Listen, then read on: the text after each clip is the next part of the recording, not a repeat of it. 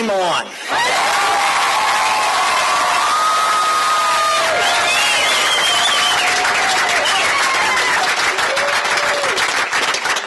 As all of you know, I do not speak from notes, but there's a couple things I want to say that are a little more emotional, so I'm going to read them as I wrote them. C.S. Lewis said, "A friend is someone who knows the song in your heart and can sing it back to you when you've forgotten the words."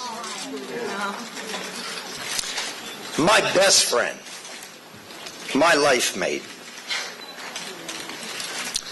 who sings that song when I forget the words, is my wife, Karen.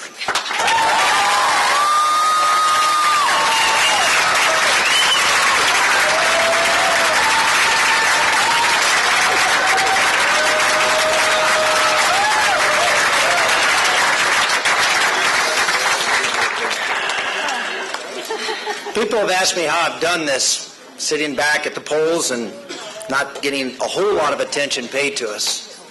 How did you keep going out to Iowa and 99 counties and 381 town hall meetings and speeches? Well, every morning when I was getting up in the morning to take on that challenge, I've required a strength from another particular friendship, one that is sacred. I've survived the challenges so far by the daily grace that comes from God.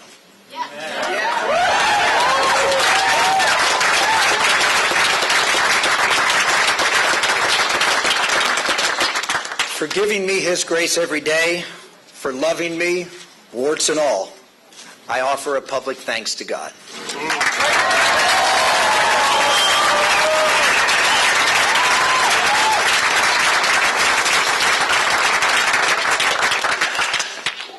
Third thanks. Thank you so much, Iowa.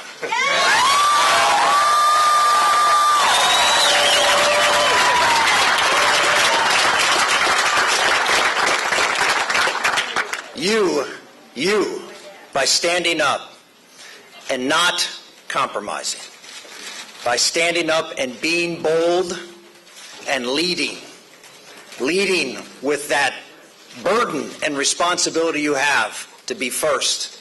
You have taken the first step of taking back this country.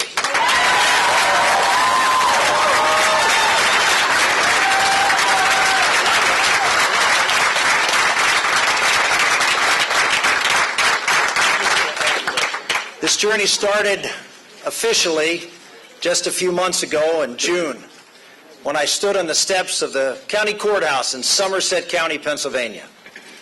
I decided to go there. Not the typical place someone announces for president. It's not where I was born. It's not where I ever lived. But it's where my grandfather came, back in 1925. He came by himself, even though he was married with 2 children, one of them being my father.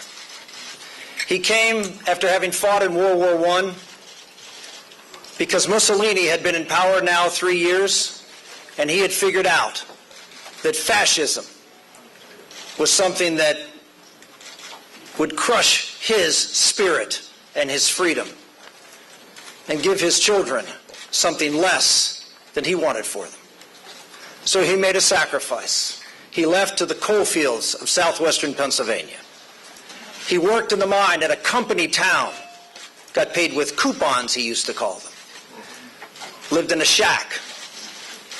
Eventually he figured out that that was a trip to nowhere, so he started taking money less, so he could start to save. And he did. And after 5 years, he got his citizenship and brought my father over at the age of 7. He ended up continuing to work in those mines until he was 72 years old, digging coal. I'll never forget the first time I saw someone who had died. It was my grandfather. And I knelt next to his coffin, and all I could do as eye level was look at his hands. They were enormous hands. And all I could think was, those hands dug freedom for me.